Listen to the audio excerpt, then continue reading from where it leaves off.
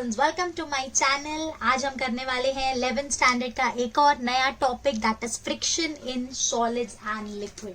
मुझे पता है आप लोग में से काफी बच्चों को ये चैप्टर याद भी नहीं होगा, बट मैं जितना करा रही हूँ बस उतना ही आप लोगों ने किया, तो इट्स मोर देन इनफ। जैसे मैंने आपको पहले भी बोला है, ये साल का पेपर काफी इजी आने वाला है। It is more over formula related या इजी कॉन्सेप्ट आने वाले हैं, तो बस आप इतना ही करो जितना आज हम डिस्कस करने वाले हैं, and trust me it's very very easy. तो अभी स्टार्ट करते हैं। मैं ऑलरेडी थियोरी पहले ही लिख लेती हूँ ताकि हमारा और आपका टाइम बच सके।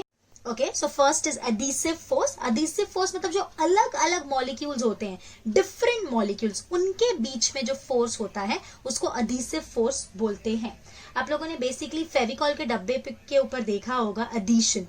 वो क्या करता है ना, वो दो ऑब्जेक्ट्स के बीच में जो फोर्स होता है दैट इज एडिसिव फोर्स, उसको बढ़ाता है। इसलिए उसके ऊपर या तो एडिसिव लिखा होगा या तो एडिशन लिखा होता है। What is cohesive force? Cohesive force, it is the force between two same molecules. एक वाटर मॉलिक्यूल है, दूसरे वाटर मॉलिक्यूल के ऊपर जो फोर्स लगाएगा उसको कोहेसिव फोर्स बोलेंगे। एडिसिव का एग्जांपल दूं तो सपोज एक वाटर है और उसको अपने ग्लास में पोर कर दिया, तो ग्लास और वाटर के बीच में जो फोर्स होगा उसको बोलेंगे adhesive force. So same molecule के बीच में force cohesive and different molecule के बीच में एडिसिव। नेक्स्ट अभी हम स्टार्ट करने जा रहे हैं फोर्स ऑफ फ्रिक्शन। तो फ्रिक्शन कब लगता है? फ्रिक्शन तब लगता है जब रिलेटिव मोशन होता है दो ऑब्जेक्ट्स के बीच में, तब फोर्स लगता है, या हम जस्ट मूव करने की कोशिश करते हैं। So whenever there is a tendency of motion और रिलेटिव मोशन, दोनों के केस में फ्रिक्शन लगता है। So force of friction exist between two surfaces in contact only नहीं आएगा when there is relative motion और टेंडेंसी ऑफ मोशन। अगर हम मोशन चाहते हैं तो भी फ्रिक्शन लगना स्टार्ट हो जाएगा। जैसे यहाँ पे मैं इस पेन को मूव करने की कोशिश कर रही हूं, बट ये मूव नहीं हो रहा है। क्यों नहीं हो रहा है? बिकॉज यहाँ पे फ्रिक्शन लग रहा है। So there is a tendency of motion, तो फ्रिक्शन लगेगा, और जब एक्चुअली मोशन हो रहा है तब भी फ्रिक्शन लगेगा। सो बेसिकली तीन टाइप के फ्रिक्शन होते हैं, static friction, kinetic friction and rolling friction.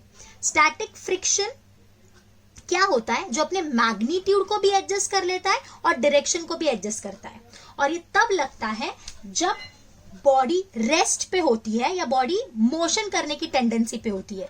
जैसे अभी मैंने यहाँ पे 1 न्यूटन फोर्स लगाया सपोज, तो यहाँ पे एक ऑपोजिट डायरेक्शन में 1 न्यूटन फोर्स लग रहा होगा, जिसकी वजह से ये पेन मूव नहीं कर रहा है। अगर मैंने 2 न्यूटन लगाया अब भी पेन मूव नहीं कर रहा है, इसका मतलब फ्रिक्शन कितना लग रहा होगा? 2 न्यूटन। तो static friction is a self adjusting force. वो अपने मैग्नीट्यूड और डायरेक्शन दोनों को एडजस्ट कर लेता है, लेकिन स्टैटिक फ्रिक्शन की एक मैक्सिमम वैल्यू होती है, उससे ज्यादा वो कभी नहीं लगेगा। So that maximum value is called as the limiting friction. So this Fs is directly proportional to n. So Fs is equals to mu s into n. What is this n? N is the normal force, where this mu s is called as coefficient of static friction. Okay, उसके बाद next is kinetic friction. Kinetic friction का magnitude fixed होता है, सिर्फ direction वो adjust करेगा। ये difference है। स्टैटिक फ्रिक्शन अपने मैग्नीट्यूड को भी एडजस्ट करता है, डायरेक्शन को भी एडजस्ट करता है, और स्टैटिक फ्रिक्शन की एक मैक्सिमम वैल्यू होती है जिसको बोलते हैं लिमिटिंग फ्रिक्शन या लिमिटिंग स्टैटिक फ्रिक्शन। उसकी वैल्यू होती है mu S into N. Kinetic friction का मैग्नीट्यूड फिक्स्ड होता है, that is F K is directly proportional to N, so F K is equal to mu K into N. ये change नहीं कर सकता है, फिक्स्ड होता है। ये अपने डायरेक्शन को सिर्फ एडजस्ट कर सकता है। यहाँ पे जो म्यू के है इसको बोलेंगे coefficient of kinetic friction. And in most of the cases, this mu s is greater than mu k. तो mu k हमारा कम होगा और mu s ज्यादा होगा। Okay? The third type of friction is the rolling friction. ये कब आएगा? जब एक बॉडी दूसरे बॉडी के ऊपर रोल करेगी, जैसे इन केस ऑफ टायर्स। तो अब यहाँ पे ये रोल हो रही है यहाँ पे, तो इस केस में कौन सा फ्रिक्शन आएगा? Rolling friction. Static friction is greater than kinetic friction and kinetic friction is greater than rolling friction. Clear? Okay, अब हम कुछ थियोरी नोट डाउन करेंगे। Limiting force of static friction depend on the nature of the surface in contact, यानी दो surface जो contact में है उनका नेचर क्या है, और दूसरा it depends on the material of the surface, यानी मटेरियल पे भी डिपेंड करता है, और जो सरफेसेस कांटेक्ट में है उनका नेचर कैसा है उस पे डिपेंड करेगा। इन दोनों चीज पे डिपेंड करता है। It does not depend on the area as long as the normal remain the same. ये एग्जाम्पल के साथ बताती हूँ। सपोज ये एक बॉडी है, इस पे 50 न्यूटन डाउनवर्ड लग रहा है, तो नॉर्मल भी कितना होगा? 50 न्यूटन। ये दूसरी बॉडी है, इस पे भी 50 न्यूटन डाउनवर्ड लग रहा है, तो नॉर्मल कितना होगा? 50 न्यूटन। तो आप देख सकते हो ये एरिया जो कांटेक्ट में है ये बड़ा है और ये छोटा है। तो यहाँ पे बोल रहे हैं नॉर्मल दोनों का सेम है ना, तो जो फ्रिक्शन लगेगा दैट स्टैटिक फ्रिक्शन वो सेम होगा, वो एरिया पे डिपेंड नहीं करता until and unless normal remains same. Clear? And same goes with kinetic friction also. It also depends on the nature and material of the surface, and even it does not depend on the velocity. आप 10 की speed से चलाओ, 20 की speed से चलाओ, 50 की speed से चलाओ, जो काइनेटिक फ्रिक्शन है वो फिक्स्ड ही होगा, and it is also independent of the apparent area. Kinetic friction भी एरिया पे डिपेंड नहीं करेगा। ओके, सो ये सारे जो भी डिस्कशन किया ये हम लोगों ने फ्रिक्शन के बारे में किया। इतना ज्यादा डिटेलिंग में हमको फ्रिक्शन नहीं है। जो चीज मैंने आपको बोली उतनी याद रखनी है, और उसके बाद जो फॉर्मूलाज मैंने आपको बोले, और कौन सा फ्रिक्शन ज्यादा है, सबसे ज्यादा स्टैटिक फ्रिक्शन, उसके बाद काइनेटिक फ्रिक्शन, एंड सबसे कम rolling friction. Okay, next is fluid. Fluid क्या होता है? कोई भी चीज जो फ्लो कर सकती है उसको हम फ्लूइड बोलेंगे। तो इसमें लिक्विड्स भी आ गए और गैस भी आ गया। So next is pressure. Pressure is perpendicular force upon area. यहाँ पे कुछ नहीं है नीचे, it is perpendicular force by area. इसका यूनिट होगा न्यूटन पर मीटर स्क्वायर या तो फिर पास्कल, एंड इसका डायमेंशन क्या आ जाएगा? m1 l1 t minus 2 divide by l2, so that is m1 l minus 1 t minus 2. This is the dimension. Okay? उसके बाद लिक्विड की वजह से कितना प्रेशर डेवलप होता है वो हम सीखेंगे। अब यहाँ पे बेटा ये एक वेसल दिख रहा है, इसमें हमने कोई लिक्विड फिल किया है जिसकी डेंसिटी है रो, और वो लिक्विड हमने कितने लेवल तक भरा है? h लेवल तक। तो यहाँ पे बेस पे इस लिक्विड की वजह से कितना प्रेशर होगा? So this pressure is equal to h into rho into g. This is the pressure due to liquid column, मतलब लिक्विड की वजह से डेप्थ पे यानी किसी भी जगह पे कितना प्रेशर होता है नीचे, तो अपन देखेंगे h रो g. ये शायद आपने फील किया होगा, जो लोग स्विमिंग करते हैं, अगर आप नीचे नीचे जाते हो तो आपको बहुत प्रेशर फील होता है, वो कान में हमको फील होता है। तो that is because of the pressure, क्योंकि हम जैसे जैसे अंदर जाते हैं, पानी के नीचे जाते हैं, तो प्रेशर बढ़ते जाता है।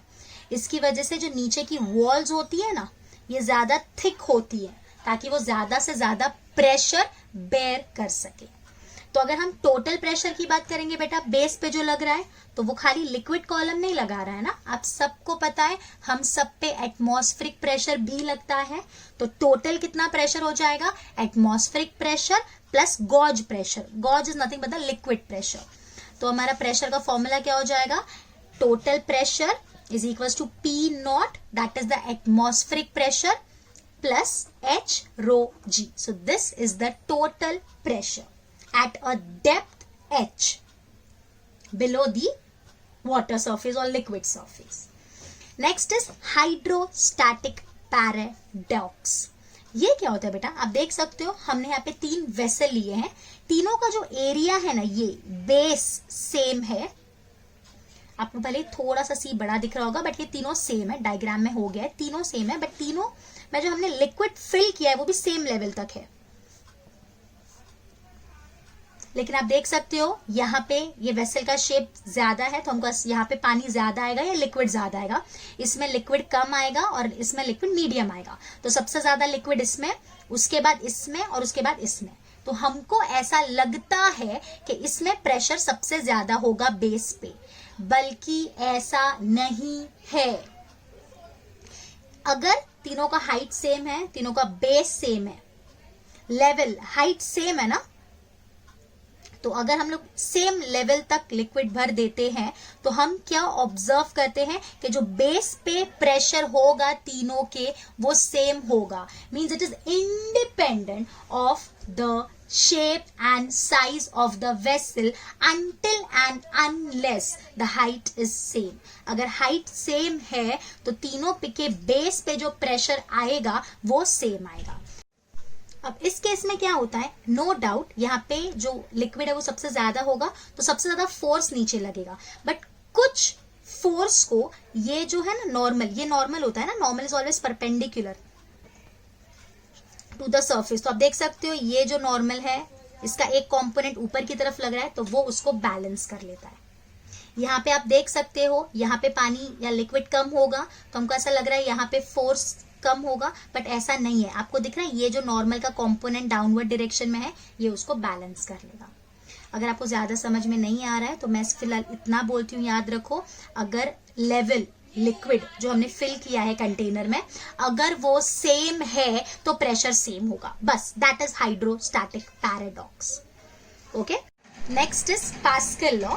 पास्कल लॉ क्या बोलता है कि ये जो प्रेशर है ये सिर्फ कंटेनर्स के वॉल पे नहीं लगती या कोई ऑब्जेक्ट, जैसे अभी समझो ये हमारा कंटेनर है, इसमें हमने लिक्विड डाल दिया, तो ये जो प्रेशर है ये सिर्फ कंटेनर पे नहीं लग रही है या हमने इसमें कोई ऑब्जेक्ट इमर्स किया सिर्फ इसके सरफेस पे नहीं लगेगी। इनफैक्ट जो प्रेशर होता है वो हर जगह एग्जिस्ट करता है, चाहे आप ये पॉइंट लो, ये पॉइंट लो, ये पॉइंट लो, ये पॉइंट लो, ये पॉइंट लो, सब पॉइंट पे प्रेशर एक्ट करता है। ये हमको पास्कल लॉ बोलता है। और अगर हम सेम लेवल पे हैं तो प्रेशर सेम होगा, और अगर अपन डिफरेंट लेवल पे हैं तो ऑब्वियसली प्रेशर अलग अलग होगा। अगर हम ग्रेविटी फ्री स्पेस में है, मतलब G 0 है, तो हर जगह प्रेशर सेम होगा। बिकॉज आप देख सकते हो फॉर्मूला क्या है बेटा, H रो G। अगर G अपना 0 हो गया तो सब जगह प्रेशर 0 हो जाएगा, सिर्फ एटमॉस्फेरिक प्रेशर ही लगेगा, फिर डेप्थ से फर्क नहीं पड़ेगा। लेकिन हम ग्रेविटी फ्री स्पेस में है क्या, नहीं, तो इसके लिए यहाँ पे सेम लेवल पे प्रेशर सेम होगा। मतलब ये वाले लेवल पे जितने भी पॉइंट्स हैं सब पे प्रेशर सेम होगा, ये वाले लेवल पे जितने भी पॉइंट्स हैं सब पे प्रेशर सेम होगा। This is pascal law. उसके बाद एक नोट जैसा है, ये एमसीक्यू में आ सकता है। बैरोमीटर एक डिवाइस है which is used to measure atmospheric pressure. बस आप लोग इतना याद रखो, बैरोमीटर एक डिवाइस है जिसको हम क्या करने के लिए यूज करते हैं, एटमॉस्फेरिक प्रेशर मेजर करने के लिए हम यूज करते हैं। तो आप ये नाम ही याद रखो, बाकी डिवाइस कैसे फंक्शन करता है ऐसा तो कुछ पूछने वाले हैं नहीं, थियोरी क्वेश्चंस तो है नहीं। Next is application of pascal law. इसके ऊपर एमसीक्यू आने का चांसेस है। यहाँ पे क्या बोला है कि आप देख सकते हो यहाँ पे एक वेसल है जो एक साइड से थिन है और एक साइड से थिक है, इसका आर्म्स। तो हमने इक्वल लेवल तक इसमें कोई लिक्विड फिल कर दिया है। अब यहाँ पे जो एरिया होगा, क्रॉस सेक्शन एरिया, ऑब्वियसली वो बड़ा होगा। So this cross section area is A2 and this cross section area is A1। ये छोटा है। अब हमने क्या किया, यहाँ से फोर्स लगाया, तो यहाँ पे फोर्स लगाया तो बेटा यहाँ पे इस जगह पे प्रेशर डेवलप होगा, और सेम लेवल है ये यहाँ पे और यहाँ पे। तो जितना प्रेशर यहाँ डेवलप होगा वो वाटर के थ्रू या लिक्विड के थ्रू ऐसे ट्रांसमिट होते जाएगा, हर जगह ट्रांसमिट होता है। पास्कल लॉ ने यही बोला है कि अगर आप प्रेशर एक जगह क्रिएट करोगे तो वो हर जगह ट्रांसफर होगा। तो ये लेवल पे और ये लेवल पे, सेम लेवल पे प्रेशर सेम होना चाहिए। तो यहाँ जितना प्रेशर है उतना ही प्रेशर यहाँ डेवलप होगा। Means we can say pressure at this point that is P1 is equal to pressure at this point that is P2। So pressure का फॉर्मूला होता है force upon area, means F1 by A1 is equals to F2 by A2। So F1 into A2 is equal to F2 into A1। इसका क्या मतलब है कि यहाँ पे अगर या आप देख सकते हो, रिलेशन देख सकते हो कि कैसा रिलेशन है। अगर सपोज एग्जाम्पल के तौर पे मैं आपको बताती हूँ, यहाँ पे अगर हमने बहुत छोटा सा भी कोई फोर्स लगाया, चलो एग्जाम्पल ले ही लेते हैं। Suppose F1 is 1 Newton and this area A1 is also 1 meter square and this area A2 is 10 meter square। तो F2 कितना हो जाएगा, यानी यहाँ पे आपने 1 न्यूटन फोर्स लगाया, यहाँ का एरिया है 1 मीटर स्क्वायर, यहाँ का एरिया है 10 मीटर स्क्वायर, तो कितना टाइम्स फोर्स हो जाएगा, पुट करें बेटा। तो F2 is equals to F1 that is 1 into 10 A2 divide by 1, तो कितना आ गया 10 न्यूटन। तो आपने देखा फोर्स कितने टाइम्स बढ़ गया। हमने सिर्फ 1 न्यूटन फोर्स लगाया, लेकिन यहाँ पे जो फोर्स हमको मिला वो 10 टाइम्स बढ़ गया। तो ये काफी जगह यूज करते हैं। आपने शायद ये डे टू डे लाइफ में भी देखा होगा कि कार होती है, उनको बस वैसे जरा जरा से ऐसे दबाते हैं और कार ऊपर से इतनी हैवी कार उठ जाती है। तो वहां पे यही होता है, वहां पे जहां पे वो फोर्स लगाते हैं उसका एरिया बहुत कम होता है, और जहां पे कार प्लेस्ड होती है वहां पे एरिया बहुत ज्यादा होता है। तो जो फोर्स हम लगा रहे हैं वो मल्टीप्लाई हो जाता है मैनी अ टाइम्स, जिसकी वजह से वो जो व्हीकल है, जो भी कार है या कोई दूसरा व्हीकल है, ट्रक जो भी है, वो उठा देते हैं। Is it clear? Okay, so that's it in this video. I hope ये काफी बेसिक और काफी इजी था और आपको सब कुछ समझ में आया होगा। Again and again I am repeating, don't skip 11th standard. जितना मैं करा रही हूं उतना ही कर लो। आप लोग के 10 में से 6-7 मार्क्स तो कहीं नहीं गए हैं अगर आप लोग फॉर्मूलाज अच्छे से कर लोगे, थोड़े बहुत MCQs प्रैक्टिस कर लोगे। Okay, so stay tune and जितने भी इसके मैं वीडियोस बनाऊंगी सब देख लेना। ऐसा नहीं कि खाली एक देख लिया, नहीं, you have to complete the chapter. And don't forget to like and subscribe my channel and share it with your friends. Till then, bye bye, take care.